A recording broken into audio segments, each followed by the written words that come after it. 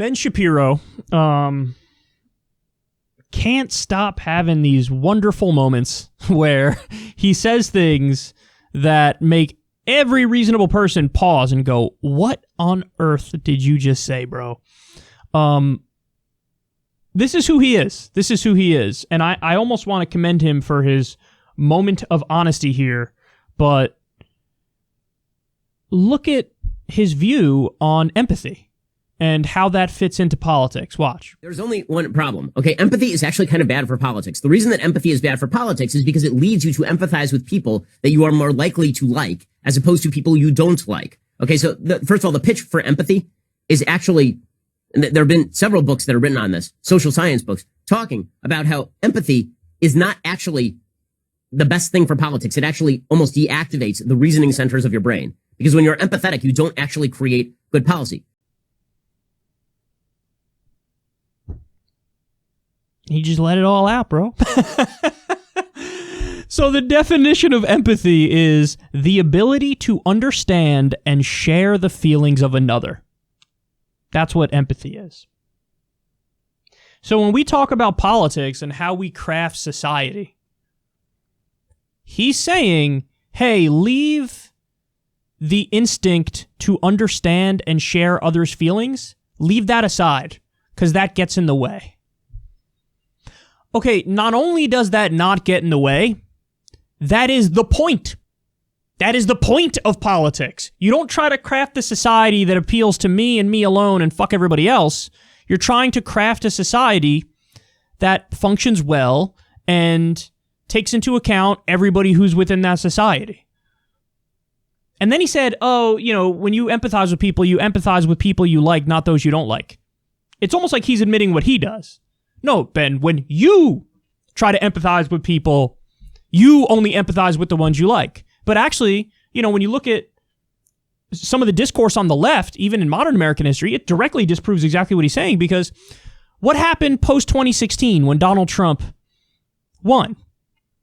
Well, you had, you know, the hardcore neoliberal corporate Democrats arguing that, well, you know, the only reason Trump won is because his people are irredeemable deplorables and they're racists and bigots, and that's the end of the conversation.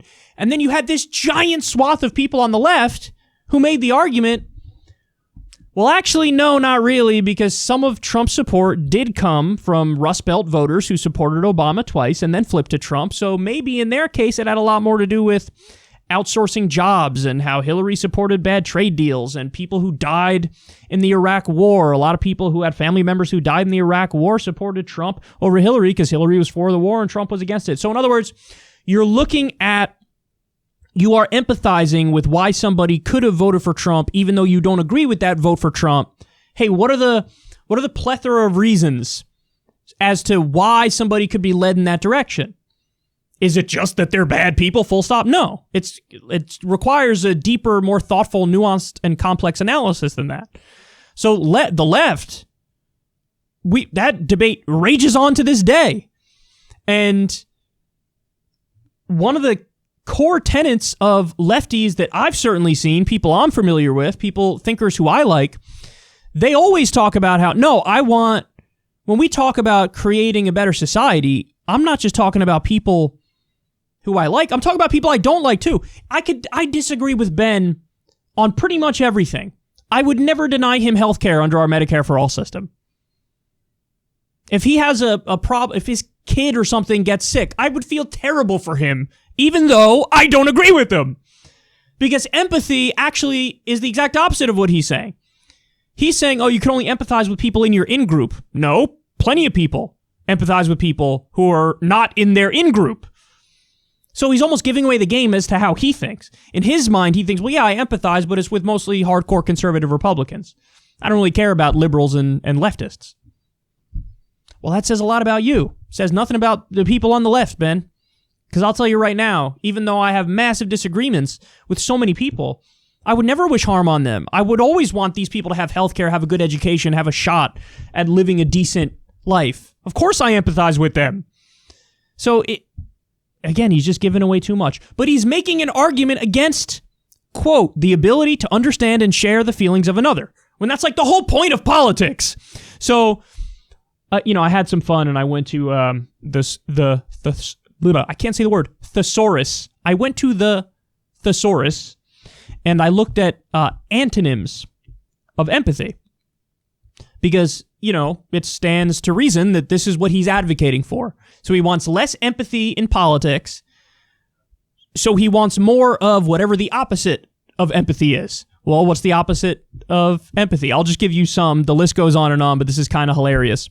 Ben Shapiro would like more hard-heartedness in politics, more mercilessness, more pitilessness, more ruthlessness, more uncharitableness. That's so perfect for Ben.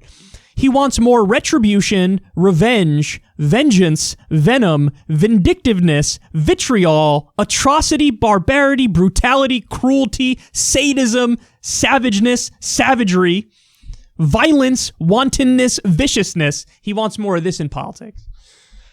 He's actually making an argument for more of that approach in politics. The exact thing which ruins politics. He wants more of that, which again says a lot about him, says nothing about the people who disagree with him at all. He's making an argument that empathy leads you to make bad decisions, when empathy should be the cornerstone of every political decision you make. I mean, listen, when you empathize, you understand the feelings of another. So stop and think about it. Somebody is a kid who's sick. They don't have health coverage or they have bad health coverage. They're going to go bankrupt because they can't afford the medical bills. In Ben Shapiro's world, don't try to understand that family's pain and where they're coming from. In my world, the whole point of politics is, let's hear them out. Let's see what the issue is. Okay, so they can't afford it. Well, I think we should have a universal healthcare system, and that should be taken care of, and you shouldn't go bankrupt. You shouldn't go bankrupt for medical bills. When it comes to war, I sympathize with the plight of American soldiers and their families, people who've died for not very good reasons. I empathize with the civilians who we've killed overseas. Ben Shapiro looks at that and goes, no. Empathizing is bad. I don't want to share the feelings of that family that sacrificed massively. I don't want to understand where they're coming from, people who've died overseas, civilians who've died overseas and the lives that were destroyed. That gets in the way. So what he's saying is, funny enough, he wants to only live in the world of theory, which is, by definition, anti-empirical. For me, it's all about empirical reality. I care about what actually works, and I care about how things function. He's saying, forget the empirical reality. We got to live in the world of theory. Sometimes, icky things like other people's feelings get in the way. He's making an argument for more, I'll say it again, some of my favorite ones: retribution, revenge, vengeance, venom, vindictiveness, and vitriol, and barbarity in politics. He's openly arguing for that.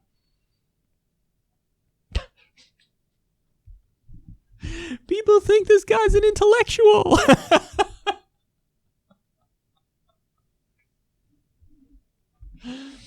There are many conservative thinkers who are way better than Ben Shapiro and are way more thoughtful. Sometimes he says the most absurd things you can imagine. And I think this is a really good example of it here. And I do think, by the way, that there are plenty of conservatives who would disagree with him and be like, well, of course you have to. Empathy is like one of the cornerstones of politics. Of course. Anytime you have any level of community, whether it's, a group of people who you play a sport with, or whether it's your town, or whether it gets bigger than that, it's a city. Anytime there's some sense of community, empathy is crucial. It's almost like he's arguing for people being sociopaths or psychopaths and acting like, well, that will lead us to better policy. No. If you're a sociopath or a psychopath, that will lead you to sociopathic and psychopathic policies. That might be good for you, Ben Shapiro, in terms of, I don't know, your wealth creation or whatever it might be, making more money. But it's going to fuck over the rest of society. But he doesn't care because other people's feelings just get in the way. So, if this is attractive to you, okay.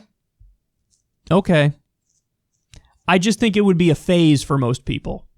You know, going through a portion of their lives where maybe they're young, in their teens or whatever, and for whatever reason, this worldview is, you know, temporarily attractive to them. There's a lot of people who go through like a libertarian phase, hardcore libertarian phase, Ayn Rand phase.